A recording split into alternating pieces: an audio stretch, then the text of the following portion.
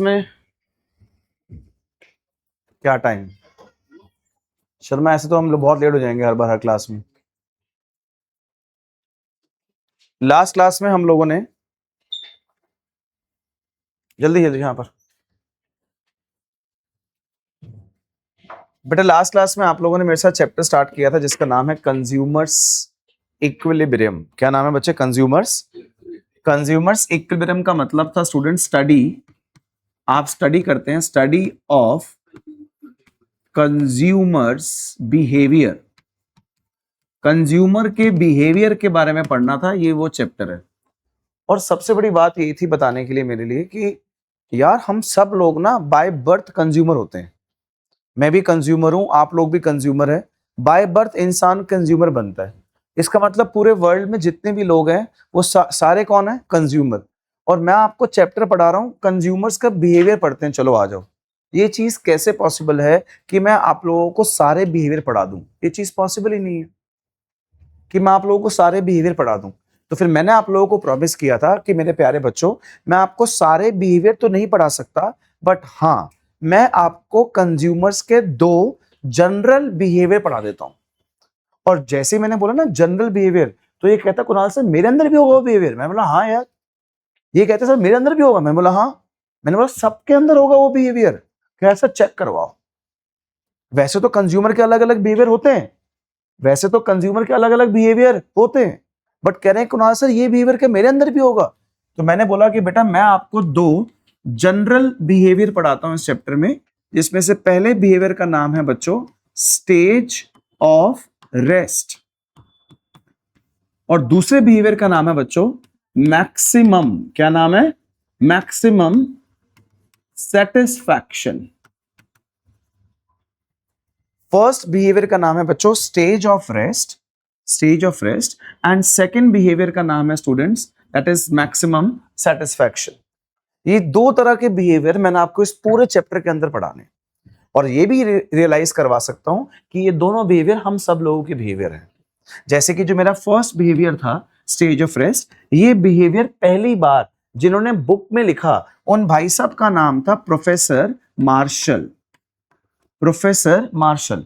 और जो maximum satisfaction वाला बिहेवियर है, ये वाला बिहेवियर सबसे पहले जिसने बताया वो है professor J.R. Hicks. Professor martial ने जब समझाया स्टेज ऑफ रेस्ट वाला बिहेवियर, उस अप्रोच को बोलते हैं कार्डिनल अप्रोच। और प्रोफेसर J.R. हिक्स ने जब समझाया तो उस अप्रोच को बोलते हैं ऑर्डिनल अप्रोच। इसका मतलब मैं आप लोगों को यह बात भी बोल सकता हूं कि इस पूरे चैप्टर के अंदर मैं आप लोगों को दो तरह की अप्रोचेस पढ़ाऊंगा। एक अप्रोच है कार्डिनल और एक अप्रोच है ऑर्डिनल। या फिर सिंपल तरीके से आपको यह भी बोल सकता हूं कि इस पूरे चैप्टर के अंदर मैं आपको एकम दो तरह के बिहेवियर पढ़ाऊंगा। एक बिहेवियर है स्टेज ऑफ रेस्ट और एक बिहेवियर है मैक्सिमम सेटिस्फैक्शन। और सच बताऊं ये ही मेरे इस पूरे चैप्टर का क्रक्स है कि पढ़ना क्या है इस चैप्टर के अंदर। तो इसका मतलब दो पार्ट पढ़ने हैं शर्मा, दो पार्ट पढ़ने। एक पढ़ना है आपने ये स्टेज ऑफ रेस्ट और एक आपने पढ़ना है मैडम ये क्या? Maximum satisfaction. ये दो तरह के बिहेवियर पढ़ने हैं जी। अब मेरा एक स्टूडेंट बैठा हुआ पीछे, अब आप उनसे पूछ के देखो, अभी उनका CUT का पेपर है एक हफ्ते के बाद, 1 वीक के बाद पेपर है उनका, और 1 वीक के बाद जो पेपर है उसमें यही कंज्यूमर इक्विलिब्रियम पूरा प्रॉपर आ रहा है, पूरी तुम्हारी पूरी माइक्रो इकोनॉमिक्स आ रही है।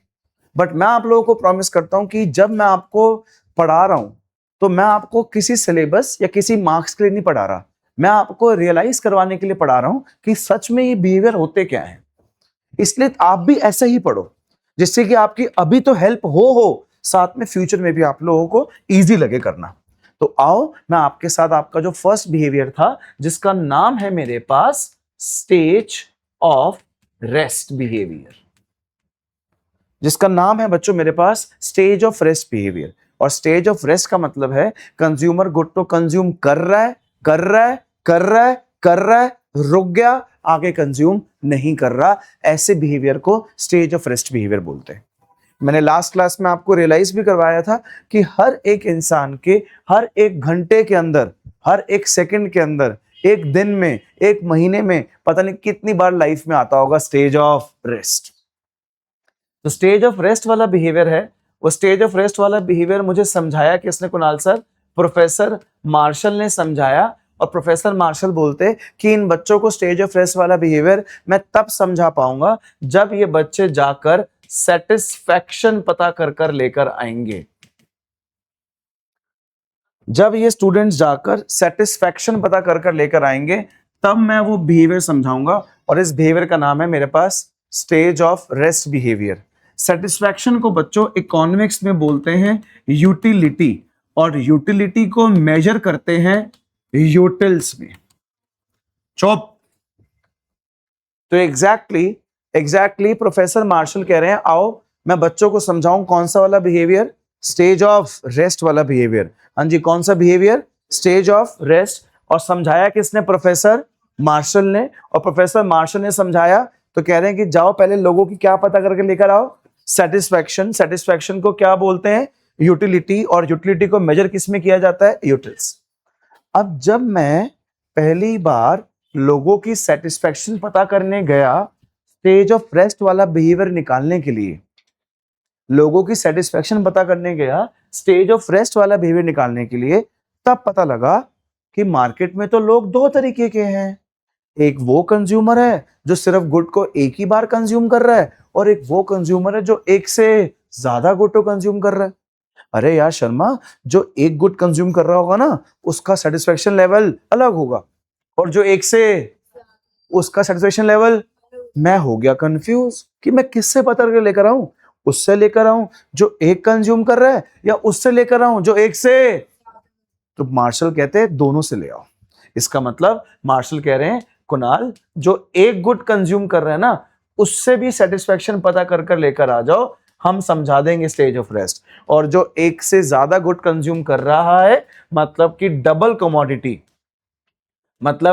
कमोडिटी कंज्यूम कर रहा है, उससे भी पता कर कर लेकर आ जाओ, समझा देंगे स्टेज ऑफ रेस्ट। इसका मतलब प्रोफेसर मार्शल के दो केसेस बन गए, एक बन गया सिंगल कमोडिटी केस और एक बन गया डबल कमोडिटी केस।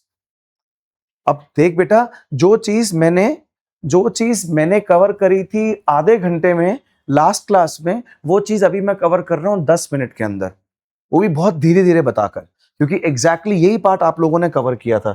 एक बार प्लीज दोबारा से सारे मिलकर बता देना, चैप्टर का नाम क्या है, कंज्यूमर्स इक्विलिब्रियम का मतलब स्टडी ऑफ, हाँ जी, कंज्यूमर्स इक्विलिब्रियम का मतलब study of consumer, and there are two types of consumers behaviour. एक हम बोलना सीख, stage of rest given by maximum satisfaction by according to professor Marshall, case का नाम। और इनका पहले कौन सा करेंगे, ऑब्वियसली बात है, कौन सा करेंगे, कार्डिनल का मतलब क्या, जब मैं स्टेज ऑफ रेस्ट पता करने के लिए जा रहा था तो प्रोफेसर मार्शल क्या बोलते हैं, क्या लेकर आओ, सेटिस्फैक्शन को क्या बोलते हैं, और यूटिलिटी को मेजर किस में करते हैं। और जब मैं पता करने गया मुझे दो तरह के कंज्यूमर मिले, एक कंज्यूमर वो था जो सिर्फ सिंगल कमोडिटी कंज्यूम कर रहा था, और एक कंज्यूमर वो था जो एक से। तो दो केस हो गए, एक कौन सा केस, सिंगल कमोडिटी केस, और एक कौन सा केस। और यहां से कम मेरा चैप्टर का फर्स्ट टॉपिक स्टार्ट होता है यार, जिसको बोलते हैं सिंगल कमोडिटी केस। ये फर्स्ट टॉपिक है बेटा, मतलब सच बता रहा हूं एकम, अगर मुझे चैप्टर स्टार्ट करना है ना तो चैप्टर स्टार्ट यहां से हो रहा है। आज भी मैं चैप्टर यहां से स्टार्ट कर सकता था, बट एक बार वो बेस से लेकर स्टार्ट करना ना मजा ही अलग होता है। अब क्या हुआ, एक गुड कंज्यूम करना है, और मैंने बच्चों को समझाना है क्या, स्टेज ऑफ रेस्ट, कि स्टूडेंट कंज्यूमर एक गुड कंज्यूम कर रहा है और रुक गया। हाँ जी, कर रहा है और रुक गया, और वो बिहेवियर कौन सा है, स्टेज ऑफ रेस्ट। कौन सा, स्टेज ऑफ रेस्ट। तो मैंने बताया था कि मैं अपने फादर के साथ मसूरी गया और क्या कंज्यूम कर रहा था, मैंगो। तू था इस केस में, था, कहां गया था मैं, याद है पूरी स्टोरी। हाँ, इसका मतलब करा हुआ। तेरे फेस पे एक्सप्रेशन क्यों नहीं आता, मुझे अभी तक पता क्या लग रहा है कि तूने एक लाइट अटेंड ही नहीं करी। अब तूने बोला कि मैंगो वाला याद है तो उसका तूने एक लाइट अटेंड करी है, अब समझ आया मुझे। तो देखो बेटा, जितना आप मुझे शो करोगे ना कि आपको आता है, उतना मुझे एक चीज ना बार बार रिपीट नहीं करनी पड़ेगी आपको देख देख के, फिर मैं आगे चलूंगा और जल्दी सिलेबस खत्म होगा। पर जब मुझे क्लास में कोई ऐसा बच्चा दिखता है जिसको समझ नहीं आ रहा या थोड़ा डाउट लग रहा है, फिर उसको एक्सप्लेन करने के चक्कर में ना मुझे ना बहुत डीप में जाना पड़ता है, फिर और डीप में पुराना सिलेबस और कराना पड़ता है, और जितना आगे चल सकता है चलो, कोई प्रॉब्लम नहीं है मुझे। तो मैंगो कंज्यूम कर रहा था और फादर साहब को मैंने बोला पापा क्या लग रही है, झूठी लग रही है, भूख है। हाँ जी क्या लग रही है, तो उन्होंने क्या बोला, क्या खा ले, क्या खा ले बेटा, मैंगो। और जब मैंने फर्स्ट टाइम मैंगो खाया उस वक्त तो क्या मिली, यूटिल्स, यूटिल्स मतलब सेटिस्फैक्शन। तो कितनी मिली, 10 यूटिल्स मिली, कितनी मिल गई, सेकंड खाऊंगा तो उससे भी 10 मिलेगी। अच्छा इसको ना प्लीज, इसको ह्यूमन नेचर बोल देना, क्या बोलोगे, ह्यूमन नेचर। और ये सबके हर चीज के ऊपर, आपको मैं बताया था पैसे और रिलेशनशिप को छोड़कर दुनिया में हर चीज के ऊपर इंप्लीमेंट होती है चीज, क्या, जब कभी भी आप कॉन्टिन्यूसली कोई चीज बार बार क्या करोगे, कंज्यूम, तो उससे सेटिस्फैक्शन कम होती है। यदि मेरे साथ भी होता है, मैं सही मैंने तुमको लास्ट क्लास में तो बहुत सारे एग्जांपल दिए इस बात के, एक एग्जांपल और देता हूँ। बच्चे जिस दिन तू मेरी फर्स्ट अटेंड करेगी तो मजा आएगा, सेकंड क्लास में तू बेंच भी देख चुकी है, एनवायरनमेंट भी देख चुकी है, मुझसे पढ़ भी चुकी है, तो जितनी मजा किस क्लास में आया था सेकंड में उतना, तभी मैं कोशिश करता हूँ कि सेकंड क्लास में और एक नया एग्जांपल लेके आऊँ, कुछ और एक नया ड्रामा क्रिएट करूं, थर्ड में और कुछ, क्योंकि मुझे पता है यार दुनिया में ऐसी कोई चीज ही नहीं बनी जो आपको कांस्टेंट सेटिस्फेक्शन तो देते रहे यार, क्या बात कर रहे हो यार, तभी नई नई चीजें ऐड करनी पड़ती है। हाँ अब तू एक स्ट्रॉबेरी आइसक्रीम कंज्यूम कर रही हो, स्ट्रॉबेरी बार बार कंज्यूम करते रहोगे सेटिस्फेक्शन, बट स्ट्रॉबेरी के बाद अगर मैंगो कंज्यूम करोगी तो जरूरी नहीं है कि सेटिस्फेक्शन कम।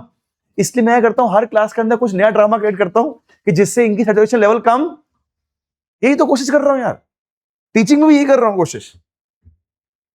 मुझे याद है मेरी लास्ट क्लास चला चला के बोल रहा था, वहां जाके बच्चे के पास जाके भिंडी के एग्जाम्पल, इसके एग्जाम्पल, सारे एग्जाम्पल दे दिए थे मैंने।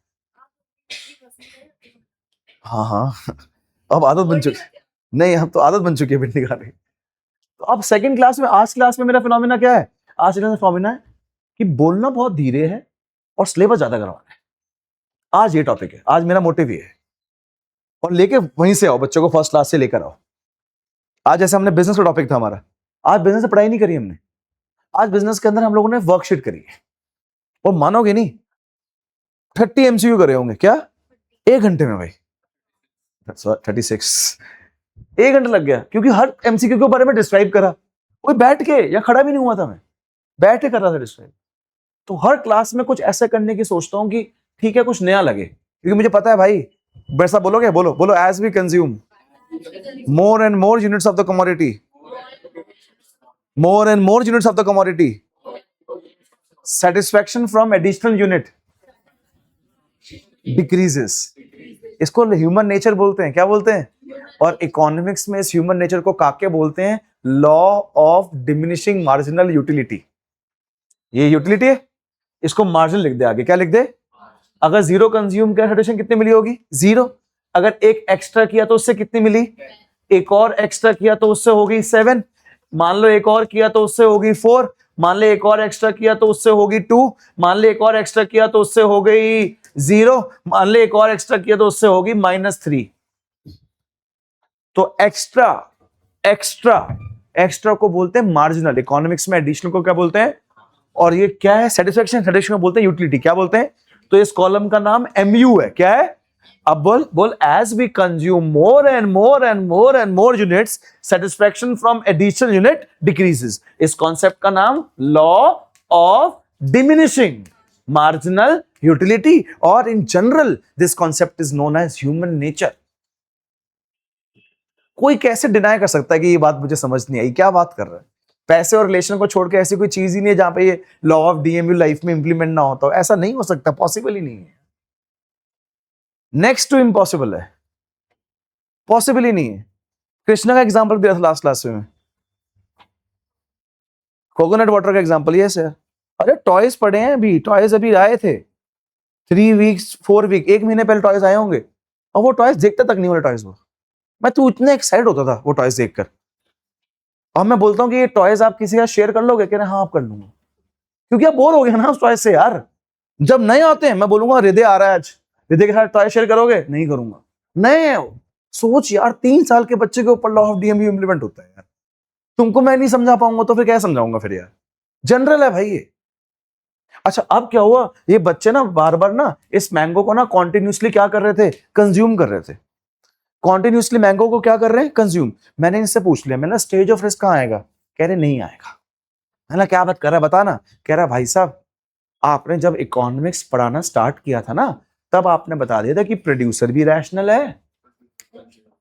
प्रोड्यूसर रैशनल कौन हुआ? जो कम से कम इनपुट से ज्यादा आउटपुट चाहता हो। कंज्यूमर रैशनल मतलब पता क्या हुआ? जो कम से कम पॉकेट से देना चाहता हो और ज्यादा से ज्यादा लेना चाहता हो। हाँ, जो ले रहा है वो क्या है? सेटिस्फैक्शन। जो दोगे तुम वो क्या है? पैसा। तो पॉकेट से क्या जा रहा है? तेरे पास आ क्या रही है?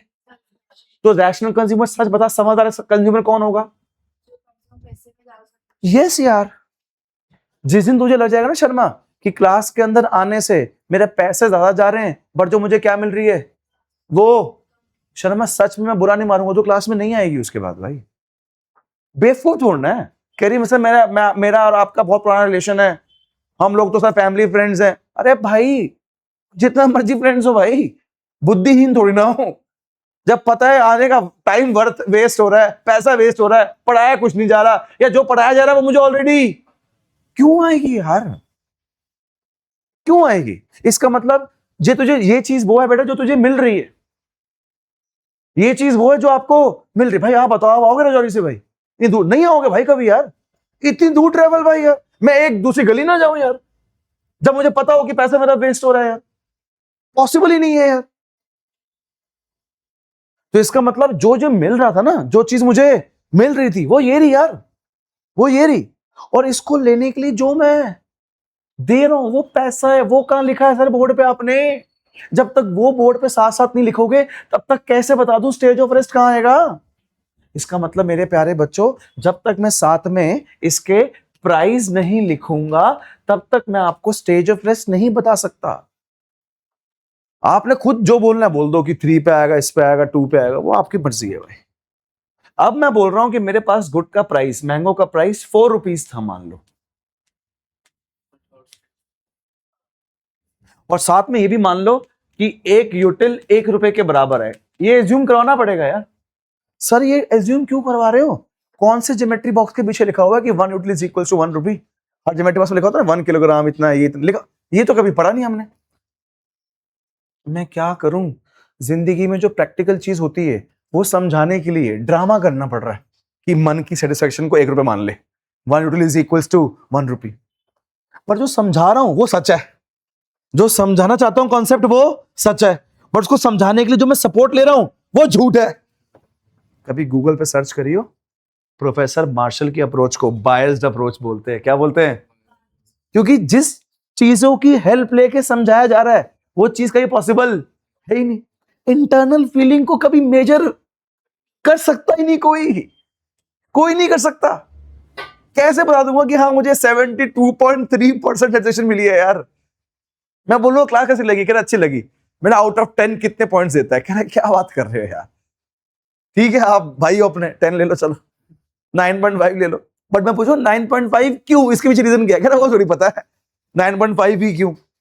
बट हाँ देख, मैं झूठी, मैं ना देखो एक मेन कॉन्सेप्ट समझाने के लिए ना, जो जिसका सपोर्ट ले रहा हूं ना वो सपोर्ट झूठा है, वो सपोर्ट झूठा है। बट जो समझाना चाहता हूं ना वो दुनिया का सच है, क्योंकि हर इंसान आता है इस चीज में। ये देख ना, ये देख 1 यूटिल अगर 1 रुपी मान लिया तो 10 यूटिल कितना हो गया? 10 रुपी।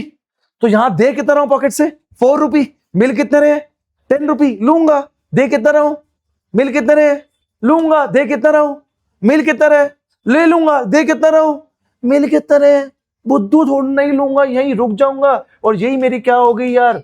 Stage of rest. अब पिताश्री के साथ गया रेस्टोरेंट में खाना खाने के लिए, पहली चपाती खाई, दूसरी खाई, तीसरी खाई, कह रहे कुणाल एक और ले ले। मैंने बोला पापा जो 4th चपाती से सेटिस्फेक्शन मिलने वाली है, सेटिस्फेक्शन नहीं बोल रहा, यूटिल्स जो मिलने वाले हैं वो कम है, और 4th चपाती का प्राइस मुक्का आएगा मेरे मुंह पे पहले। कह रहे क्या बोल रहे हैं? अच्छा इन सारी बातों को इरेज करके पता क्या बोलूंगा? पापा पेट भर गया। हाँ ये ठीक है। इसका मतलब जो मैं तुम्हें समझा रहा हूं वो सच है, बट उसको समझाने के लिए नंबर का 7 ले रहा हूं, ये झूठ है। ये होता ही नहीं कभी। हाँ बट 7 नंबर का ले रहा हूं, समझाने के लिए ले रहा हूं, इसलिए प्रोफेसर मार्शल के अप्रोच को फेक अप्रोच बोलते हैं। नहीं गलत प्रूफ नहीं होगी। मतलब जैसे प्रोफेसर मार्शल कह रहे हैं कि सेटिस्फेक्शन को क्या बोल दो और उसको मेजर कर लो, ये झूठ है, ऐसा कुछ नहीं होता। जैसे प्रोफेसर मार्शल बोल रहे हैं कि एक यूटिल को क्या मान लो, ऐसा कुछ नहीं होता। हाँ, बट मैं क्यों कर रहा हूं ये? अंदर वाली चीजों को जब तक नंबर भी नहीं करूंगा तब तक इन स्टेज ऑफ रेस्ट। इसका मतलब समझ, आज की क्लास से पहले, आज के चैप्टर से पहले स्टेज ऑफ रेस्ट तुम्हारी लाइफ में कितनी बार आता था, बट उसको प्रैक्टिकली समझाने के लिए अंदर वाली चीज को नंबर में लिखना बहुत जरूरी है, क्योंकि क्वालिटी इतनी समझ नहीं आती जितनी क्वांटिटी आती है। हाँ, इसलिए कर रहा हूं ये। और ये रहा सर मेरे पास, ये रहा सर मेरे पास स्टेज ऑफ रेस्ट, जहां पर मेरा मार्जिनल यूटिलिटी इक्वल आ गया प्राइस के। तो इससे पहले क्या चल रहा था कुणाल सर? कुणाल सर, इससे पहले क्या चल रहा था? इससे पहले मेरा मार्जिनल यूटिलिटी ज्यादा था और प्राइस कम था। अरे बल्ले बल्ले है भाई, इससे पहले मुझे मिल ज्यादा रहा है और देना कम पड़ रहा है, तो इससे पहले तो कोई दिक्कत ही नहीं है। इसके बाद क्या हो रहा था कुणाल सर? इसके बाद क्या हो रहा था? इसके बाद सर मार्जिनल यूटिलिटी कम था और मैं देना, सर बेवकूफा थोड़ी ना हूं सर। तो ये आ गया कुणाल सर मेरे पास स्टेज ऑफ रेस्ट, जहां पर सर मेरा marginal utility of the commodity is equal to the price of the commodity है कुणाल सर। अब देख यार शर्मा, सच बता रहा हूं, अभी लास्ट क्लास से लेकर अब तक कुछ नया नहीं कराया, अभी सब कुछ सेम कराया है, बट हाँ तुम लोगों के अंदर इस चीज को समझने का कॉन्फिडेंस थोड़ा सा, कॉन्सेप्ट ऑफ और थोड़ा सा क्लियर हो गया होगा। हाँ, चीजें सेम करवा रहा हूं। अब क्या हुआ सर? आ गया सर? हाँ जी आ गया, अब एकदम आ गया सर। आपने एमयू को, आपने सर एमयू को प्राइस के इक्वल रख दिया। MU is equals to price, है ना? एमयू इज इक्वल्स टू, तो सर आपके पास क्या आ गया? Stage of rest. क्या आ गया? Stage of rest. ना इससे पहले रुकोगे आप, ना इसके बाद आप जाओगे। तो टीचर बोलती है बेटा क्या कंडीशन है स्टेज ऑफ रेस्ट की? मैं चीख के बोलता हूं जब कभी भी MU X is equals to P X आ जाएगा तो आ जाएगा। तो टीचर बोलती है जब कभी भी दो चीजों को इक्वल प्रूफ करना हो, एलएचएस और आरएचएस को क्या करना हो? इक्वल, तो इसकी अपोजिट डायरेक्शन जरूर समझाओ। मतलब what happens when MUX is more than PX and what happens when MUX is, जिस दिन तुमने दो पैराग्राफ टीचर को समझा दिए, इसका मतलब तुम चीख चीख के बोल रहे हो कि इक्विलिब्रियम वहीं आता है जहां पे MUX is equals to PX हो। मतलब what happens when MUX is more than PX, सुनना बस मेरी बात। What happens when MUX is more than PX? हाँ, whenever the MUX is more than PX, that means consumer is getting more. Consumer is getting more rather than what he is actually paying. So consumer will continue to consume. He will never stop. Sorry, this is not a stage of rest. What happens when MUX is less than PX? Sir, we already know that the consumer is rational. Consumer stops before this stage. Consumer stops. So consumer never consume at this stage. Consumer continue consume at this stage. So hence proved consumer will stop where MUX is equals to PX. Proved. अब वो भाई साहब कह रहे हैं कि theory में अपनी मर्जी की लिखूंगा। मैंने ठीक है, समझ आना चाहिए कॉन्सेप्ट, अपनी मर्जी की लिख, कभी भी नहीं लिखनी थ्योरी, कोई बुकिश लैंग्वेज ले ली, कोई अपनी मर्जी की लिख। इकोनॉमिक्स वर्ड भी यूज नहीं करते, सब्जेक्ट नहीं है कोई बिजनेस है, बिजनेस सब्जेक्ट में बिजनेस लैंग्वेज चाहिए होती है, इकोनॉमिक्स में लैंग्वेज चाहिए तो जनरल, क्योंकि इकोनॉमिक्स सब्जेक्ट है जनरल। ये मेरे पास स्टेज ऑफ रेस्ट कंफर्म आ गया, डन हो गया। ठीक है, अब क्या है सर? सुनो, लाइफ में एक बात याद रखना स्टूडेंट्स, जो भी चीज क्वांटिटेटिव नेचर की होती है, क्वालिटेटिव नहीं, किस चीज की? दुनिया में कोई सी भी चीज जो क्वांटिटेटिव नेचर की है, दुनिया में कोई सी भी चीज जो किस नेचर की है? क्वांटिटेटिव नेचर की। किस नेचर की?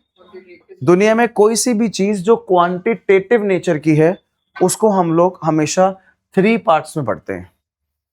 उसको हम हमेशा 3 पार्ट्स में पढ़ते हैं कि वो चीज टोटल कितनी है, वो चीज एवरेज कितनी है, वो चीज मार्जिनल कितनी है। बहुत इंपॉर्टेंट कॉन्सेप्ट बता रहा हूं भाई। लाइफ में कोई सी भी चीज जो किस नेचर की हो? क्वांटिटेटिव नेचर की, उसको हमेशा 3 पार्ट से पढ़ा जाता है कि वो चीज टोटल कितनी है, एवरेज कितनी है और मार्जिनल कितनी है। मतलब सुनो, एक दिन क्या हुआ, एक दिन एकम के घर में पापा जब घर आए तो एकम वो कहते हैं, एकम मेरी सैलरी बढ़ गई है, प्रमोशन हो गई है, साडी प्रमोशन हो गई है। एकम कहता पापा कॉन्ग्रेचुलेशंस। ठीक है जी, बल्ले बल्ले, चले गए जी। बहुत दूर गांव से फोन आया पापा को कॉन्ग्रेचुलेशन बोलने के लिए। एकम ने फोन उठाया। अब एकम के फादर की सैलरी पहले एक साल की 12 लाख रुपए थी। कितनी थी? 12 से अब 14 हो गई, 2 लाख सैलरी बढ़ी। कितनी बढ़ गई? 2 लाख। फोन आया गांव से, हाँ भी एकम पापा कितने आ गए? कह पापा तो ऑफिस है। कह रहा कॉन्ग्रेचुलेशन, पापा की सैलरी बढ़ गई। कितनी बढ़ी है? कह रहा 14 लाख। बड़ी कितनी थी? वो पूछ रहे कितनी बड़ी है, क्या आंसर दे रहा है? इसका तो उनको लग रहा है पहले 12 थी, 12 प्लस 14 26 लाख होगी। कितनी हो गई भाई? वो तो रिश्तेदार थे, वो जल गए। वो तो भाई बोलता है अच्छा चल ठीक है भाई ओके, आज का फोन में हमारे रिश्ते खत्म। पापा घर पे आए, कहते बेटा किसका फोन था? कह रहे वो गांव से फोन आया था, कह रहे पूछ रहे थे आपकी सैलरी कितनी बढ़ गई। मैंने बोल दिया 14। कह रहे फोन काट दिया उन्होंने। कह रहे नलायक, नजर लगवा रहा है। और कह रहा किसने बोला 14 से बढ़ गई? बड़ी से कितनी थी? 2। तूने क्यों बोला 14? कह रहा 14 तो कह रहा बेटा टोटल सैलरी मेरी कितनी हो गई अब? 14। वो तुझसे मेरी एक्स्ट्रा पूछ रहे थे। कितनी पूछ रहे थे? और तू नलायक ने एक्स्ट्रा कितनी बोल दी? अब वो रिश्तेदार थे, उन्होंने कॉल कर दिया इनकम टैक्स वालों को। अगले दिन एकम घर पे था, इनकम टैक्स वाले आए, कह रहे हाँ भी पापा की सैलरी कितनी है? कह रहे पापा की सैलरी 14 लाख है। कह रहे पहले कितनी थी? कह रहे मैं नहीं बता रहा। कह रहे मुझे नहीं पता क्या पूछ रहे हो। कह रहे पापा एवरेज कितना अर्न कर लेते हैं? एवरेज कितना कर लेते हैं? क्या 14 लाख?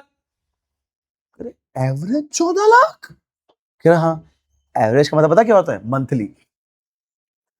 ये मंथली कितना बोल रहा है? मंथली।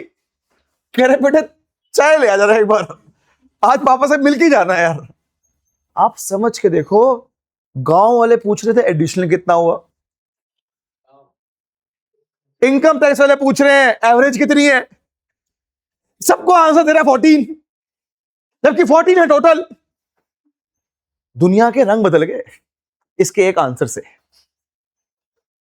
इसका मतलब मैं तुझे बोलना चाहता हूं कि टोटल, एवरेज और मार्जिनल का अपना अपना मीनिंग होता है। अब तो मुझसे पूछ रहे कुणाल सर, मैंने हाँ जी टोटल कितनी इनकम हुई?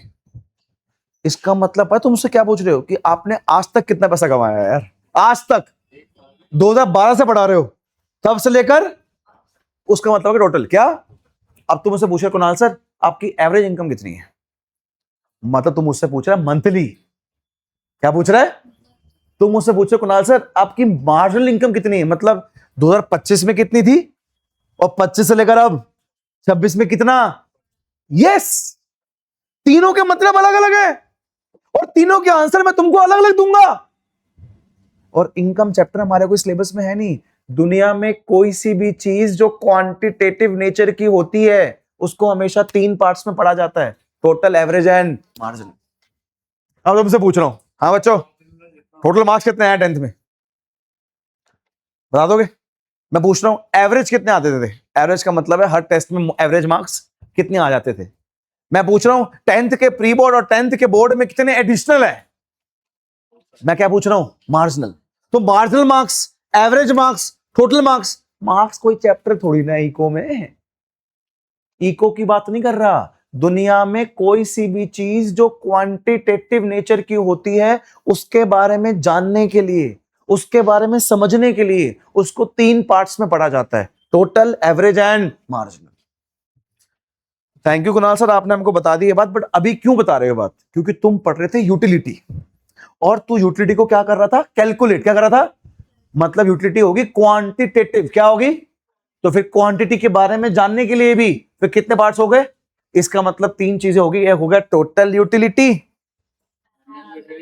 और ये तुमने पढ़ी है अभी हर एक एडिशनल से। तो कुणाल सर आप एक काम करो, टीयू और एयू भी पढ़ा दो। देखो जैसे कि first unit madam, second unit, third unit, fourth unit, fifth unit, six unit, आपका मार्जिनल यूटिलिटी थी 10 मान लो, फिर 7 था, फिर 4, फिर 2, फिर 0, फिर -3, यही था अभी अपने पिछले ही किया था। ये हो गया एमयू। अब तू इस एमयू को ऐड करते चल, तो तेरे पास क्या, फर्स्ट से कितना मिला, फर्स्ट तक टोटल आज तक कितना है, सेकंड से सेकंड तक, हाँ, थर्ड से थर्ड तक, फोर्थ से फोर्थ तक, फिफ्थ से फिफ्थ तक, सिक्स से सिक्स तक। जब तुम सारे एडिशनल को ऐड करते चलोगे तो तुम्हारे सामने आ जाएगा टोटल। जब सारे एडिशनल को मैं ऐड करते चलूंगा, सारे एडिशनल को जब ऐड करते चलूंगा तो शर्मा जी मेरे सामने क्या आ जाएगा यार, टोटल यूटिलिटी।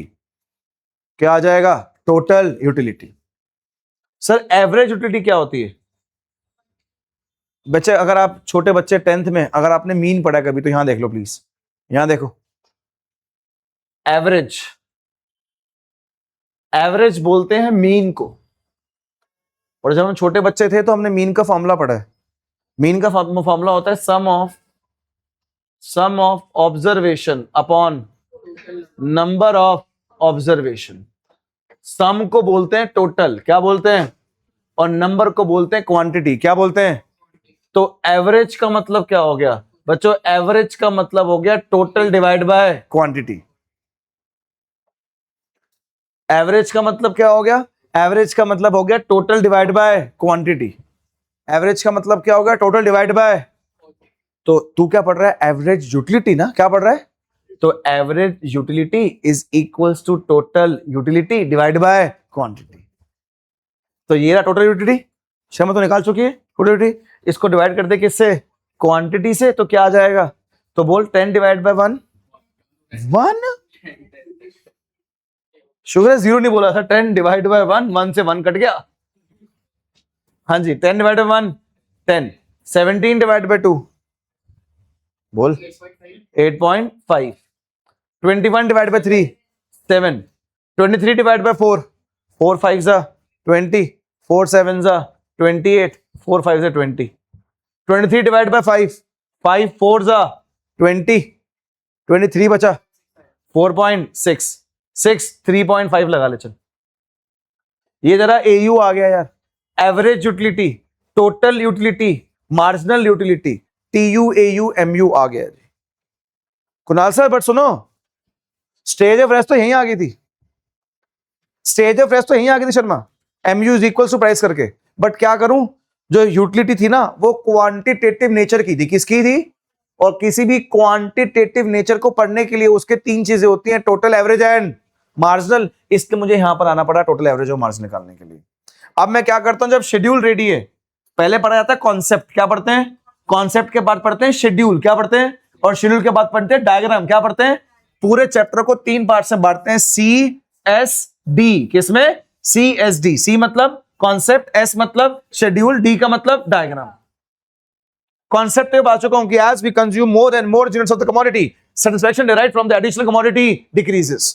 तू अपने आप बना सकती है MU, MU बन जाएगा तो MU को ऐड कर दियो, क्या बन जाएगा, TU, TU को डिवाइड कर दियो क्वांटिटी से, क्या आ जाएगा, AU। तो जब TU AU MU आ जाए तो उसका क्या बना दियो, डायग्राम। इसका मतलब अगर मैं डायग्राम बनाऊं,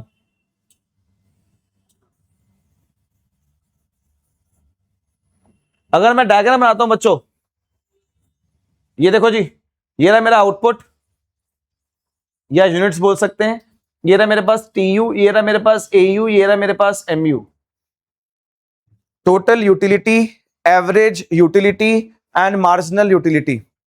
अब मैक्सिमम वैल्यू कहां तक गई है शर्मा, 23 तक, तो उसको कर ले, कितना रखूं, 4 से करूं, 4 से नहीं 3 से कर लेता हूं, चल 3 6 9 12 15 18 21 24, ठीक है, 24 तक ही गई है, 23 तक ही लास्ट। और आउटपुट कितना है, 6 तक, 1 2 3 4 5 6। फर्स्ट पे एमयू कितना है? फर्स्ट पे एमयू है मेरे पास 10, ये रहा। सेकंड पे कितना है? सेकंड पे मेरे पास एमयू है 7, 7 तो 6 के पास, ये रहा। थर्ड पे कितना है? थर्ड पर 4, ये रहा। फोर्थ पे कितना है? 2, ये रहा। फिफ्थ पे कितना है? 0, अरे फिफ्थ, ये रहा। फिफ्थ पे 0, सिक्स पे माइनस, ये देख एमयू। टीयू बता, फर्स्ट पे टीयू कितना है? 10, सेकंड पे टीयू 17, ये रहा। थर्ड पे, थर्ड पर 21, ठीक है। फोर्थ पर बता बेटा 23, फिफ्थ बता बेटा 23, सिक्स से बता बेटा 20। देख बेटा, देख देख बेटा, टीयू, ओए ये रहा टीयू, ये रहा एमयू, ये रहा टीयू, ये रहा एमयू। एयू बता बेटा, फर्स्ट से बता, किसी और से बनाता हूं तो समझ नहीं आएगा। तो एयू फर्स्ट पे 10, सेकंड पर, सेकंड पर 8.5 है और ये 7 था, तो ये यहां पर होगा, समझ ले। यहां पे कर देते हैं इसको। आगे बोलो, थर्ड पर बता, थर्ड पर 7, आगे बता। फोर्थ पर 5, तो इसके आसपास कर देते हैं। आगे बताओ, 4.6, फिर 3.5, ये देख बेटा, बेटा देख एयू। कुछ भी पूछने का मन करे आप पूछ सकते हो जी। मैं ये बना ना पाता, मैं ये डायग्राम ना बना पाता अगर मेरा शेड्यूल रेडी ना होता। और शेड्यूल मैं रेडी कैसे किया? क्योंकि मुझे कॉन्सेप्ट पता है that as we consume more and more units of the commodity, satisfaction derived from the additional commodity decreases। एक बार आप ट्राई करो डायग्राम बनाने का प्लीज, जल्दी। देख देख के मत ट्राई करना, प्लॉट करके ट्राई करो, प्लॉट कर कर। मैं तो बोर्ड पे प्लॉट कर रहा था, आप वहां पे कॉपी में प्लॉट करो प्लीज एक बार फास्ट।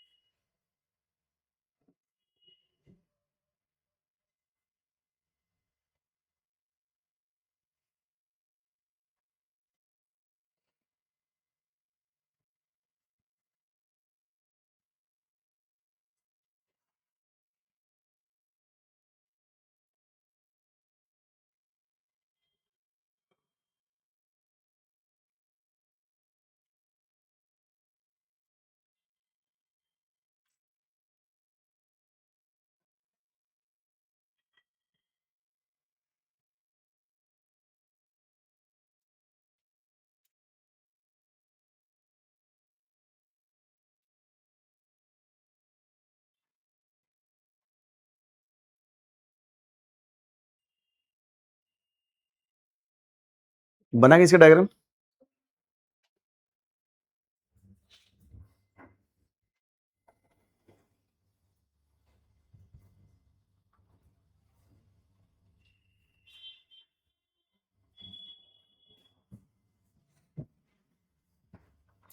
किसका डायग्राम रेडी है? दो बच्चों का शेप ऐसे आनी चाहिए, परफेक्टनेस में सोचो अभी, और जल्दी जल्दी प्लॉट करो प्लीज, जल्दी फटाफट।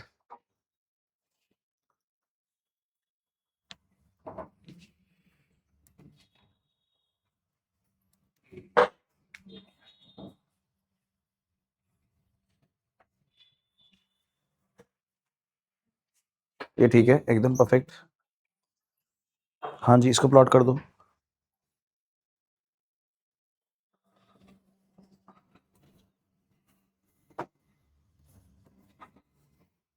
देखो जी एक बार प्लीज, सर आपने बोला है कि माइक्रो इकोनॉमिक्स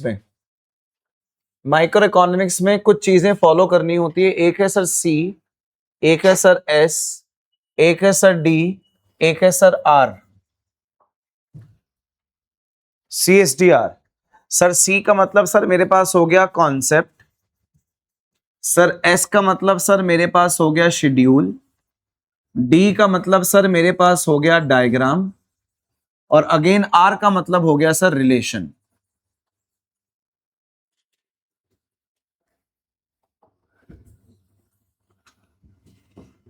आर का मतलब मेरे पास है relation, concept, schedule, diagram, relation.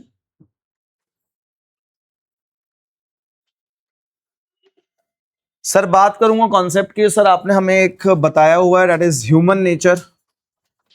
आपने बताया कुणाल सर ह्यूमन नेचर, और ह्यूमन नेचर था sir as we consume more and more units of the commodity, satisfaction derived from the additional commodity decreases.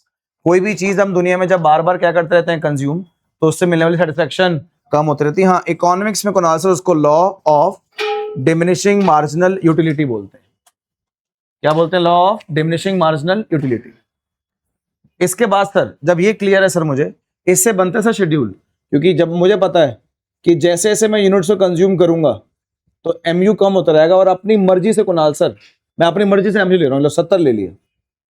अब मेरा काम क्या है? मेरा काम ये है ये दिखाना कि कम होते जाता है, और ये दिखाना कि जीरो भी हो जाता है, और ये भी दिखाना कि माइनस में चले जाता है।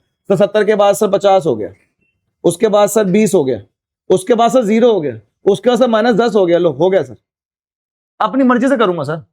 बेटा मत करना सर, अपनी मर्जी से करूंगा सर। ये रहे मेरे पास यूनिट्स, सर ये रहा मेरे पास एमयू, अपनी मर्जी से सर मेरा एमयू कम हुआ सर, ये रहे मेरे पास यूनिट्स रेडी है सर। एमयू को जब ऐड करते जाऊंगा तो वो टीयू आ जाएगा, टीयू को जब डिवाइड करूंगा तो सर वो एयू आ जाएगा, अपने आप बन जाएगा सर शेड्यूल। मतलब कुणाल सर जिसको पता हो कॉन्सेप्ट, कॉन्सेप्ट से कुणाल सर अपने आप बन जाएगा शेड्यूल सर, कोई दिक्कत नहीं है। जिसको पता हो कॉन्सेप्ट, कॉन्सेप्ट से अपने आप बन जाएगा क्या? शेड्यूल। और शेड्यूल जब बन गया, जब शेड्यूल बन गया सर, अभी आपके सामने हम लोग डायग्राम बना रहे हैं कि ये हमारे पास एमयू, ऐसा कुछ हमारे पास एयू, ये हमारे पास टीयू। Concept, schedule, diagram. और मैडम जब डायग्राम बन जाता है, सुनना जी बहुत इंपॉर्टेंट बात आप लोगों के लिए आज की क्लास के लिए, लास्ट पॉइंट। जब डायग्राम बन जाता है, डायग्राम के बनने के बाद ना, जैसे तेरा तूने 3 चीजें बनाई इसमें, कौन कौन सी? TU, AU, N. किसी भी 2 चीजों को ले ले, टीयू और एमयू को ले ले, या फिर एयू और एमयू को ले ले। कोई भी 2 चीजें रिलेट करना स्टार्ट कर दो। रिलेट का मतलब क्या होता है मैडम?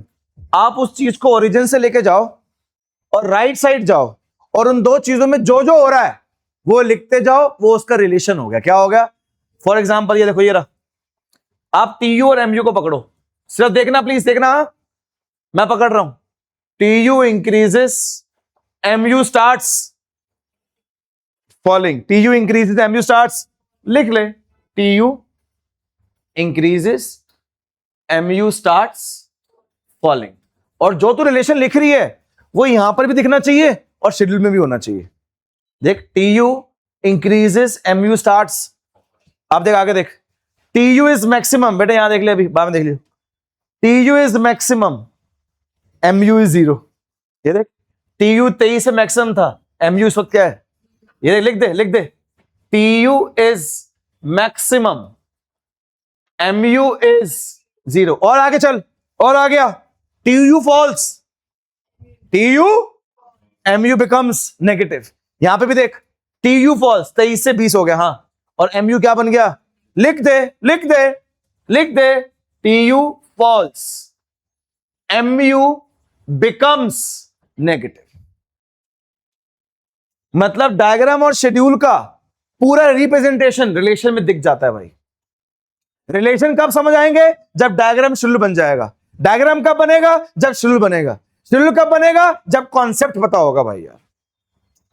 और ये आप लोगों के सामने कॉन्सेप्ट, शेड्यूल, डायग्राम, रिलेशन, ये एक कॉन्सेप्ट का बता दिया। पूरी माइक्रो इकोनॉमिक्स में जितनी बातें समझाऊंगा सबकी ये चारों चीजें तुमको पता होनी चाहिए। जितने टॉपिक आएंगे, जितने चैप्टर आएंगे, सबके तुम्हें चार चीजें पता होनी चाहिए, कॉन्सेप्ट, शेड्यूल, डायग्राम। और कसम से कह रहा हूं, अभी तो हम लोगों ने लेवल स्टार्ट करी है ना, मैं सिर्फ फ्यूचर में जाकर एक दो चैप्टर कराने के बाद मैं सिर्फ हमेशा क्या समझाऊंगा, अपने आप बनाओगे क्या, अपने आप बनाओगे क्या, और इन दोनों को देखकर अपने आप क्या लिखोगे, रिलेशन। ये अपने आप होंगे काम जी। मैं सिर्फ बेस समझाऊंगा भाई कि बेस क्या है, अपने आप बनेंगी सारी चीजें। ये मैम अभी रिलेशन TU MU को तो बता रहा था, ऐसे रिलेशन किसका, AU और MU का। बस ये रिलेशन करा के सुनो सुनो सुनो, सिंगल कमोडिटी केस फिनिश। इससे ज्यादा सिंगल कमोडिटी केस में कुछ भी नहीं है। अब नेक्स्ट क्लास में क्या कराऊंगा, प्रोफेसर मार्शल खत्म, प्रोफेसर मार्शल कॉन्सेप्ट खत्म। नेक्स्ट क्लास में हो जाएगा, क्या हो जाएगा, डबल पॉइंट खत्म, सिंगल हो गया, डबल हो गया, फिर क्या कराऊंगा, professor JR Hicks. Come on, कहां जा रहे हो, चैप्टर का नाम There are two consumers equilibrium means study of consumers. There are two types of behavior, stage of rest and stage of rest given by Professor Marshall. Maximum satisfaction by Professor Marshall approach is known as Professor Jerik's approach known as Professor Marshall approach divided into two parts, single commodity case and आज हम लोगों ने कौन सा complete किया है, next class में कौन सा करेंगे। Thank you.